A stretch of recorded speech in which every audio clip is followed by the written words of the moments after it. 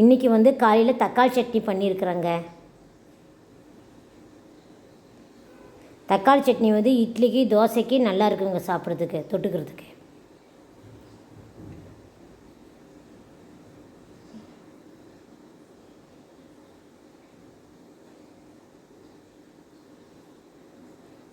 Oil வந்து கொஞ்சமாக ஊற்றிக்கணுங்க.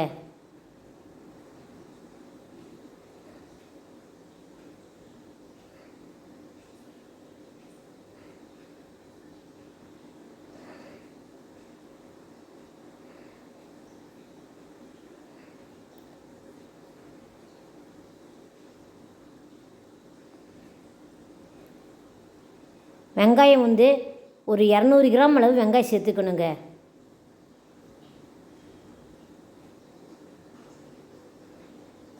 பொடி பொடியாக கட் பண்ணி சேர்த்துக்கணுங்க.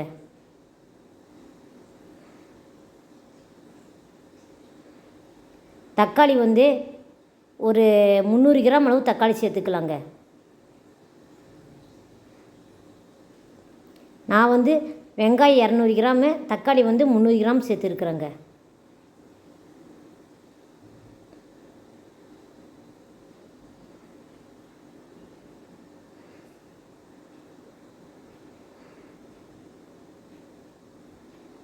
சேர்த்து நல்லா வணக்கணுங்க.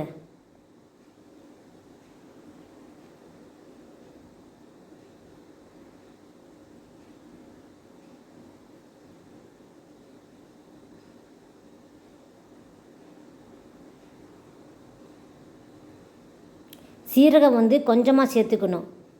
ஒரு அரை கரண்டி சீரகம் சேர்த்துக்கணுங்க. நான் வரகு மிளகா 1 தான் போட்டிருக்கிறேன். உங்களுக்கு காரம் அதிகமாக வேணுன்னா ஒரு 4 மிளகா கூட வரமிளகா சேர்த்துக்குங்க. நான் காரம் வந்து கம்மியாக போதும்னு சொல்லி 1 மிளகா தான் போட்டிருக்கிறேன். அதுவுமே காரமாக இருக்கும்னு சொல்லி போட்டிருக்கிறேன்.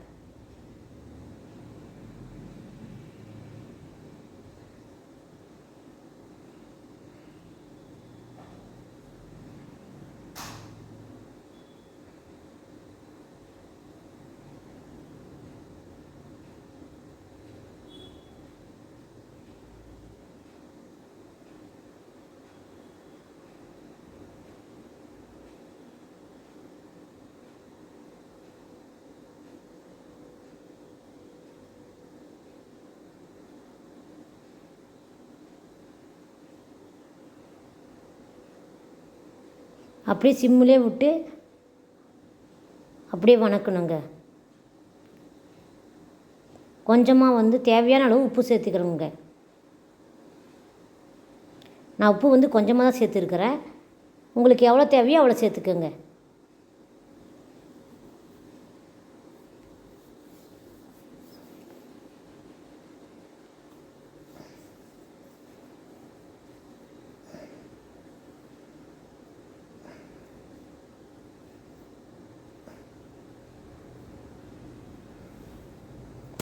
நல்லா பச்சை வாசம் போகிற வரைக்கும் நல்லா வணக்கணுங்க.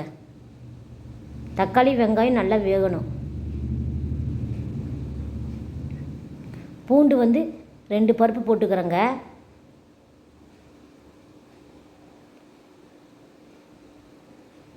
அதே வாசமாக இருக்கும் தக்காளி சட்னிக்கு.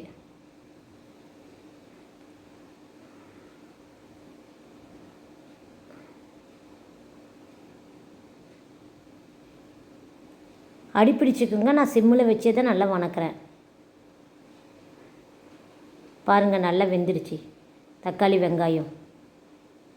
இது வந்து மிக்ஸி ஜாடியில் போட்டு மிக்ஸியில் நெய்ஸாக அரைச்சிக்கணுங்க.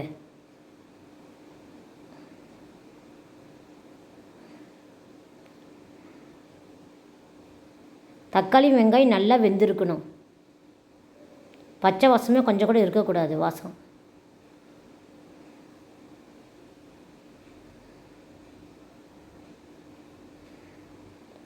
சூடு ஆறின பிறகு மிக்ஸியில் போட்டுக்கணுங்க.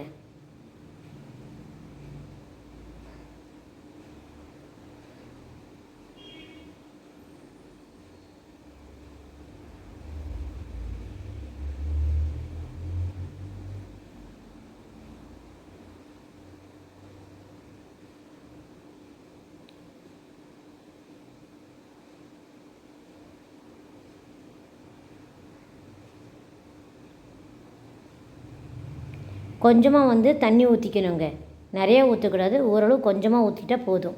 நான் கொஞ்சமாக தான் ஊற்றிருக்கிறேன், ஒரு அரை கிளாஸ் அளவு தண்ணி ஊற்றிருக்கிறேன். நெய்ஸாக அரைச்சிக்கணும்.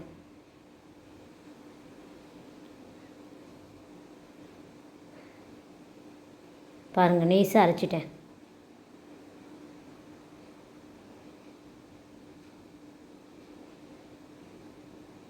நீங்கள் வீட்டில் செஞ்சு பாருங்கள், சாப்பிட்றதுக்கு ரொம்ப நல்லாயிருக்கும்.